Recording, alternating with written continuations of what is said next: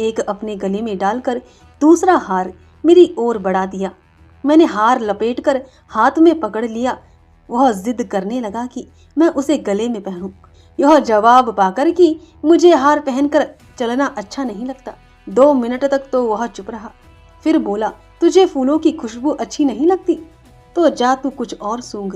यह कहकर उसने वह हार भी लेकर बाएं हाथ की कलाई में लपेट लिया। उसे भुट्टे भी बहुत पसंद थे। प्रायः रास्ता चलते 3-4 भुने हुए भुट्टे वह अपनी बगल में दबा लेता और एक को दोनों हाथों से पकड़ दांतों से दाने निकालकर खाता हुआ चलता। रास्ते में अगर कोई जान पहचान वाला मिल गया तो बेतकल्लुफी के साथ एक उसे भी पकड़ा दिया। इनकार के माने होते गाली खाना। हार खरीद कर आगे बढ़े तो भुट्टे बेचने वाला भी दिखाई दे गया। उसने 4 भुट्टे खरीदे, 2 अपनी बगल में दबाए, एक स्वयं खाने लगा और एक मेरी ओर बढ़ाकर जिद करने लगा कि मैं भी खाऊं। मुझे अजीब उलझन सी होने लगी। एक तरफ मेरे कीमती कपड़े, दूसरी तरफ सुखदेव की अपनी वही रोज वाली पोशाक, उस पर 2 गजरे और भुट्टे। मैं भुट्टे नहीं खाऊंगा, मैंने कहा। बस फिर क्या था, वह लगा गालियां बकने। उसे चुप कराने के लिए मुझे फिर झुकना पड़ा। मैंने भुट्टा ले लिया और हाथ से दाने निकालकर खाने लगा। उसने आग्रह किया कि दांत से नोच कर खाऊं। उसका कहना था कि भुट्टे का मजा दांत से नोच कर खाने में ही है।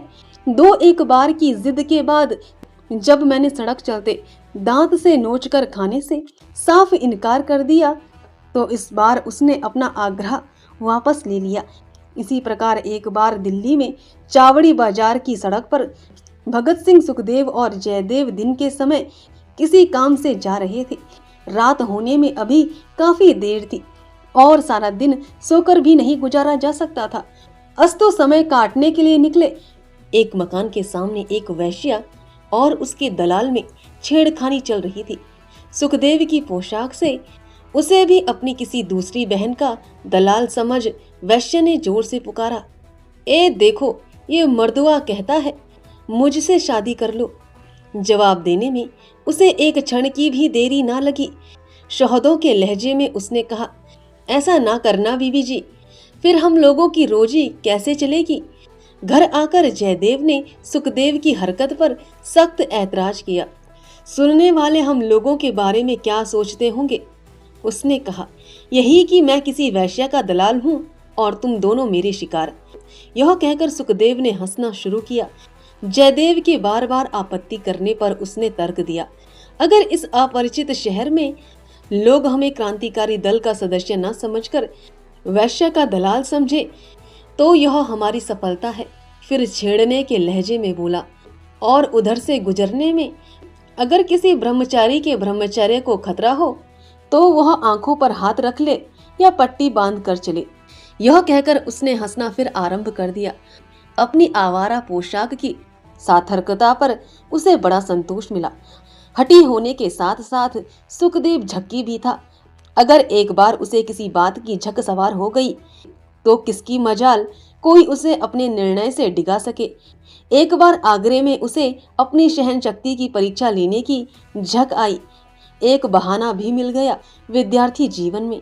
जब क्रांतिकारी दल से उसका संपर्क हुआ था, उसने अपने बाएं हाथ पर ओम और अपना नाम गुदवा लिया था।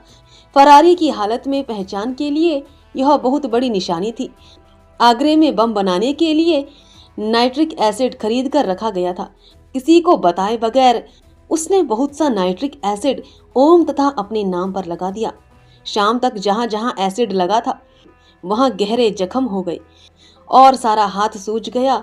लेकिन इस सब के बावजूद ना तो उसने अपनी तकलीफ का किसी से जिक्र किया, ना उफ की और ना उसकी चुहलबाजी में कोई कमी आई। हम लोगों को उसकी कारस्तानी का पता तब चला जब दूसरे दिन नहाने के लिए उसने अपना कुर्ता उतारा। हालात देखकर जब आजाद और भगत सिंह नाराज हुए तो उसने हंसते हंसते कहा, शिनाख्त की निशानी भी मिट जाएगी और एसिड में कितनी जलन है इसका अनुभव भी हो जाएगा। इसके बाद वह 4-5 दिन आगरे में रहा।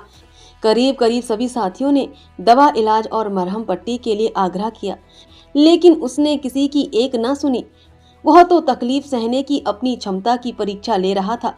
वह बदसूरत अपना सारा काम करता रहा और उसी हालत में लाहौर चला गया। थोड़े दिनों में एसिड का घाव भर जाने पर नाम का कुछ निशान अब भी शेष है। उसने उसे मिटाने का निश्चय कर लिया। एक दिन शाम को वह दुर्गा भाभी के यहाँ पहुंचा। भगवती भाई उस समय कहीं गए थे और भाभी रसोई घर में खाना बना रही थी। सुखदेव भगवती भाई के कमरे में जा भर बैठ गया। काफी देर तक उसके खामोश रहने पर भाभी को उत्सुकता हुई कि वह क्या कर रहा है। जाकर देखा तो दंग रह गई। उसने मेज पर एक मोमबत्ती जला रखी थी और बड़े इत्मीनान से उसकी लौ पर हाथ दिए बैठा था। जिस स्थान पर उसका नाम लिखा था वहां को खाल जल चुकी थी, लेकिन इस बार वह काम अधूरा नहीं छोड़ना चाहता था। भाभी ने लपक कर मोमबत्ती उठा ली। जब उन्होंने उसकी इस करतूत पर उसे डांटा तो वह मुस्कुराकर भर दिया, बोला कुछ नहीं। आगरे में एक बीमार साथी के लिए ब्रांडी लाकर रखी गई थी। उन्होंने 2 ही 4 चम्मच इस्तेमाल की होगी कि उन्हें आगरा छोड़ देना पड़ा। ब्रांडी की बोतल देखकर सुखदेव को शराब के नशे का अनुभव प्राप्त करने की झक सवार हुई और उसने दूसरों की आंख बचाकर आधी बोतल साफ कर दी। इसके थोड़ी देर बाद ही उसे भगत सिंह के साथ दिल्ली जाना था।